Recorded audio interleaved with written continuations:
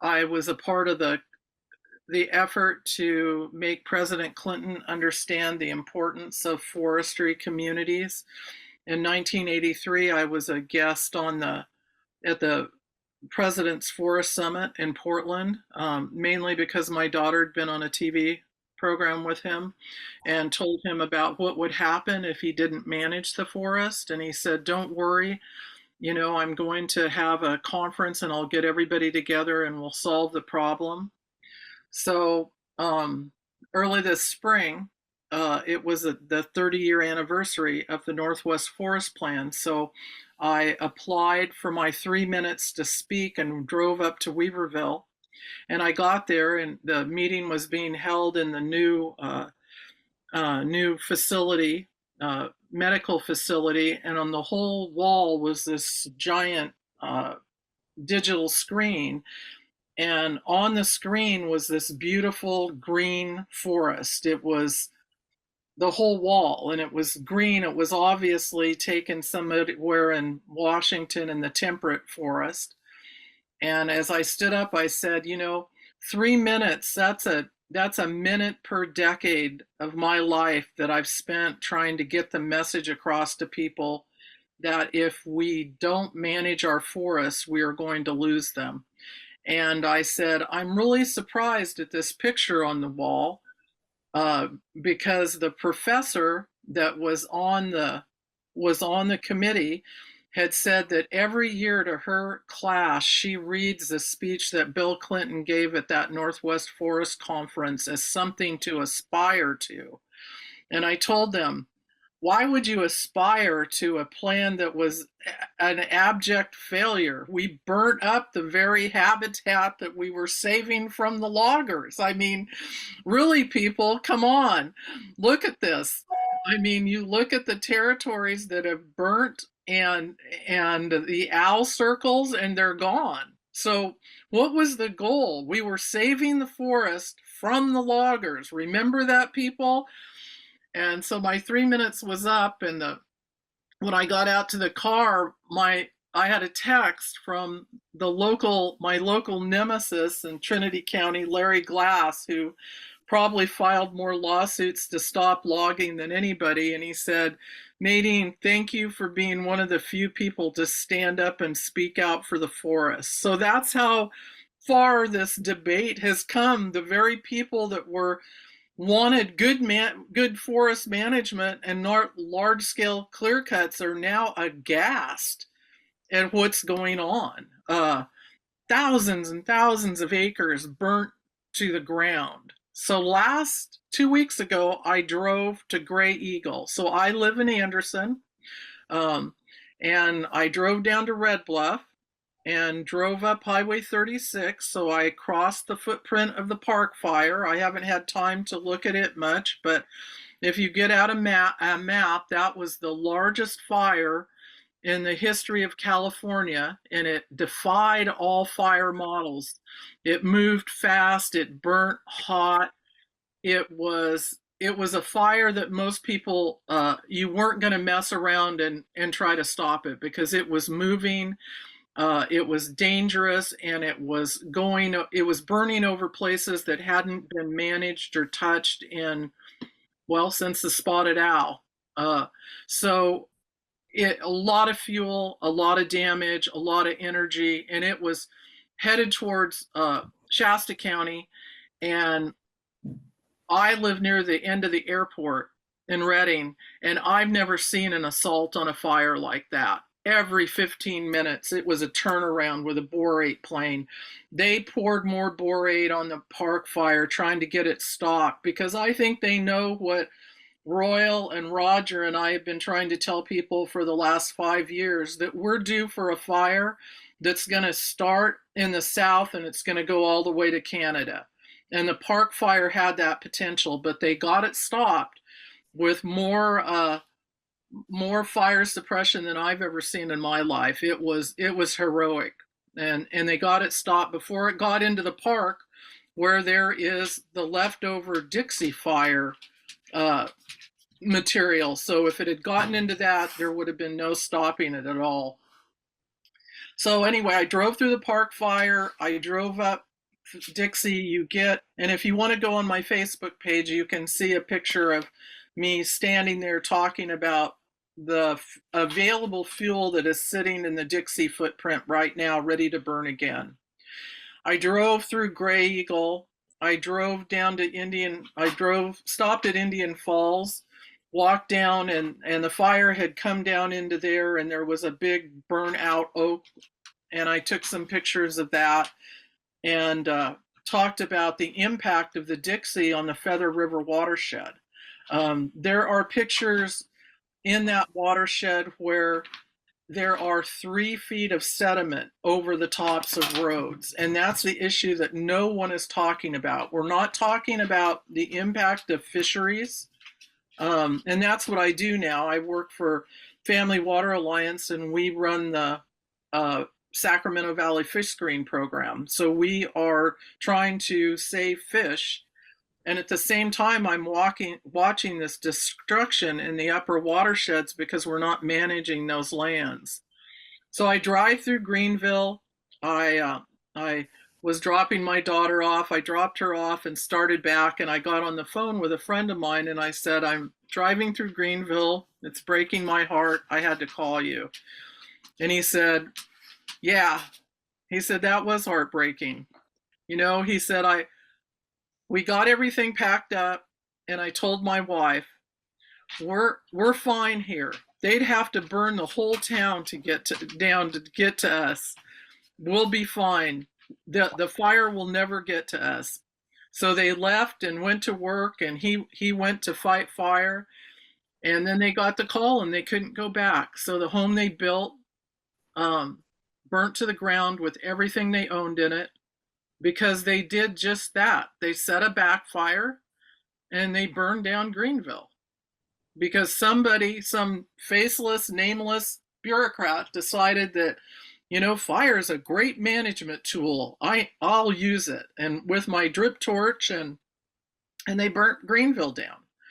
And miles and miles and miles of habitat and thousands of animals and all the things. And then we breathe the smoke and the lives that are impacted from these fires.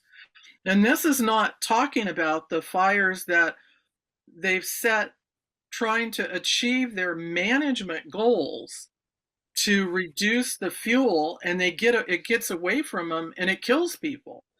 So we don't even talk about that, and we're not talking about the lives that are lost to the air quality that we have breathed for the last 10 years. I mean, many of us know people that have never smoked that are now falling ill with lung cancer.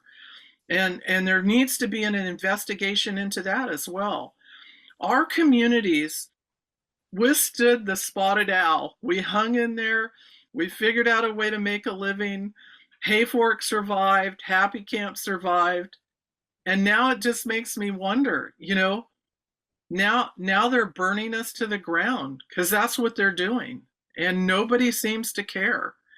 But these are lives. These are forests that everybody in 1983 said they cared so much about it that the President of the United States made it his priority to save the Northwest forests. And ask yourself, did they achieve their goal? No. Did they achieve their goal of saving the forest products industry? No, they didn't.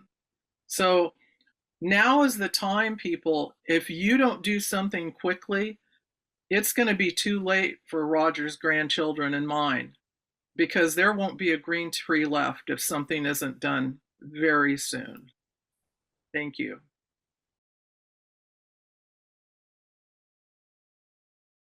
My name is Nadine Bailey. I've been doing this since about just a little before 1983, when my husband and I lost our timber falling business to the spotted owl wars.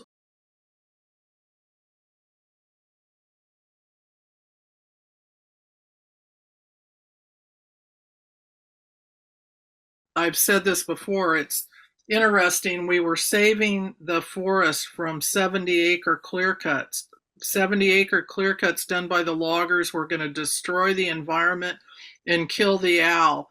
And anybody driving through the Dixie forest and looking from Highway 44 south, you can see as far as the eye can see, it's nothing but a burnt landscape. That's a lot more than 70 acres. So, who are we kidding here? We didn't save the owl, and we certainly hurt the forests. But Chuck talked about the shoe fire, and that was what I wanted to talk about too. The shoe fire started on October 9th. It was human caused. It was adjacent to another fire that was never cleaned up, so there was a lot of material there. So it started burning and was relatively small, could have been put out. They complained it was too rugged, too rocky, blah, blah, blah. But the bottom line is they drew a 4,000 acre box around it right off the bat. So we knew that it would go to 4,000 acres, and it did. And luckily, it didn't. It went to 5,124 acres, but luckily, for the forest, we had some good weather conditions. We didn't get a lot of wind, and it did do some good. It got rid of some of that material. But as it did it, because of the weather, if you had applied for a burning permit during that time, which you should have to do by California air quality standards, if you're going to burn, if you remember the rice industry in the 1970s and 80s, they used to burn all the rice fields to regenerate, and so it cleansed the soil, and that's how they did it. And people complained about that smoke. That rice field smoke was going to kill us. So we stopped all the burning of rice and made them go to a different system. But now the smoke coming out off of the national forest just dwarfs the amount of smoke coming off those rice fields in the Sacramento Valley. So there's, what I think Chuck said, common sense isn't very common anymore. And, please don't tell me that this is good for the environment or good for this, because the reality is it doesn't pencil out for the environment, and it doesn't pencil out from people. So if you lived in Redding, Shasta County, and I didn't realize it was going into Butte County as well, you went from October 9th until just when the wind started blowing and the storm started coming in with a haze of smoke over you. And I've never smoked in my life, but about the 15th of October, I and a lot of us started to develop this smoker's cough, is what we're calling them now, where you wake up in the morning and you're just, your throat's sore and your eyes hurt and you're just kind of coughing and choking. And there were lots of us, and we realized, yeah, we are smokers now. We're smoking about a tree a day, the way they're burning them up. And so the impacts on humans, and everybody says, well, this is natural fire, and the forest needs fire. And I got accused the other day by somebody, you're just one of those people that hates fire. No, right now I'm in the process. I lost 95% of my trees in the drought. And so I have standing dead trees, and all I do is burn. That's how I'm getting rid of the limbs off of those walnut and tulip and maple trees that we had to take down. I believe in fire. Nobody loves to burn more than I do, but I'm smart enough. I was raised by somebody that knew fire very well. And I knew that there are some things you don't do with fire. You don't let it burn in, June, July, and August, because when the winds come, it's going to get worse quickly, and you won't be able to stop it. You just don't make decisions like that are being made now. So we have to have a new policy. We have to have some people talk about what is the difference. We need a definition. We all want fire reintroduced, but like my friend Royal Burnett says, thinking that you're going to burn your way out of our forest health crisis is like thinking you're going to have sex to get your virginity back. And trust me, when Royal says that, he doesn't use those nice politically correct words. So people, wake up. This is something that's killing you on a daily basis now. I've had a friend who never smoked in her life.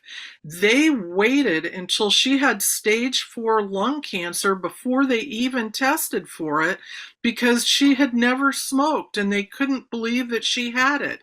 And by then it was too late and she passed. So, we have to start making this not just about fire, but about our air quality.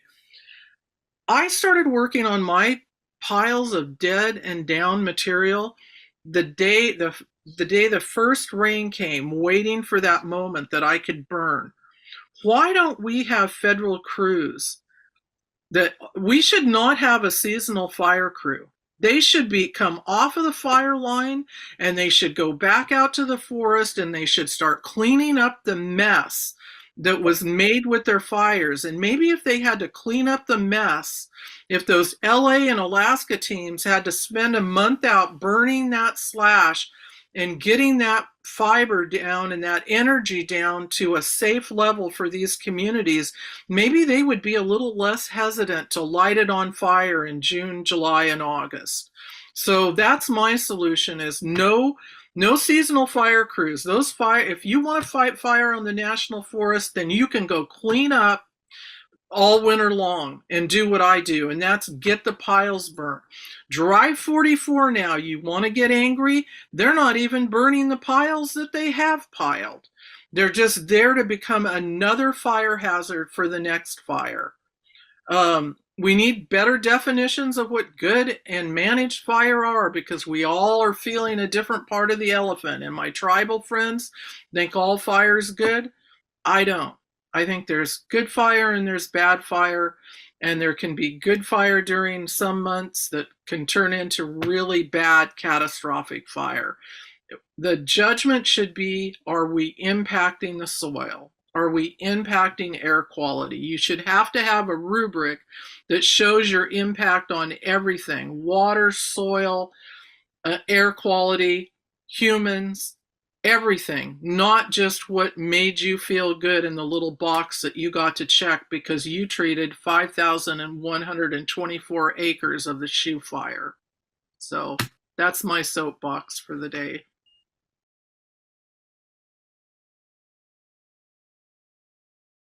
I'll reintroduce myself. I'm Nadine Bailey, and I've been working on these issues for about 30 years, since my husband and I um, fought the owl and the owl won. So, and now we know what he won. He won a bunch of blackened forests and really bad management.